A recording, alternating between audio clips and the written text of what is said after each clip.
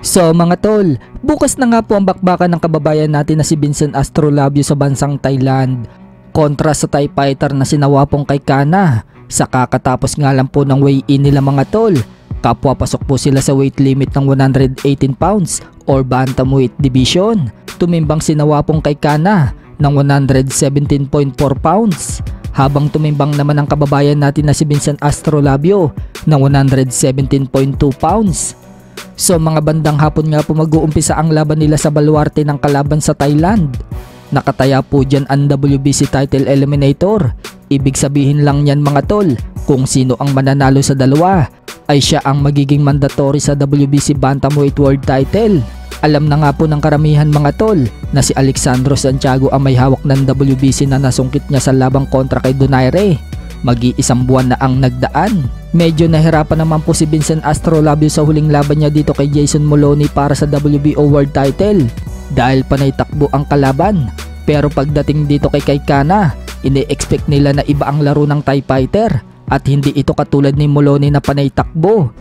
Kaya ine-expect ng team ni Astrolabio na magiging toe-to-toe ang laban. Sa kabilang banda naman mga tol, kasado na nga po ang laban ni Shakur Stevenson. Nag-post kasi si Stevenson mga tol sa kanyang Twitter account at sinabi niyang lock-in. Ibig sabihin mga tol, may nakatakda ng laban si Stevenson pero wala naman pong binanggit si Stevenson kung sino ang kanyang makakalaban. Pero may kumakalat nga pong balita noong mga nakaraang araw mga tol na si Frank Martin na bata ni Spence umano ang haharapin nito. Hintayin na lang natin mga tol ang mga susunod na update kung si Frank Martin nga ba ang makakalaban ni Shakur. Baka mamaya iba pala ang makakalaban niya. Sa kabilang dako naman mga tol, Ryan Garcia at Floyd Mayweather Jr. magkasama. Tinuruan nga po at binigyan ng lesson ni Mayweather itong si Ryan Garcia. So mukhang seryoso nga po talaga si Ryan Garcia na lilipat na ito ng promotion matapos magkalabuan sila ng promoter niyang si Oscar De La Hoya na nauwi pa nga sa demandahan.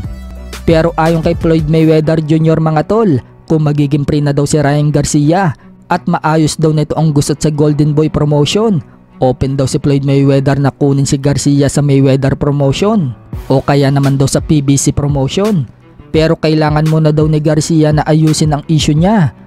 Magandang move nga ito para kay Garcia mga tol kung kay Mayweather siya mapupunta dahil marami siyang matututunan na skills na meron si Mayweather, katulad na lang kung paano niya mapatibay ang depensa niya.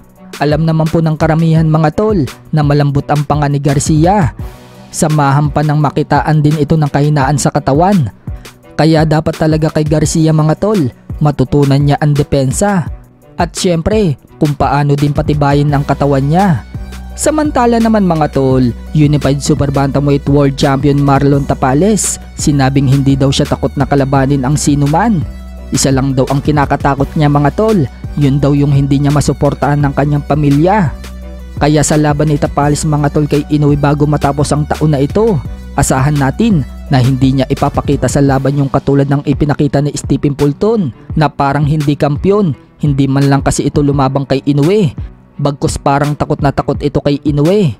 So pagdating kay Tapales mga tol, iba ang laruan nito. Sinabi na rin yan ng team ni Tapales na hindi daw nito katulad si Stephen Fulton.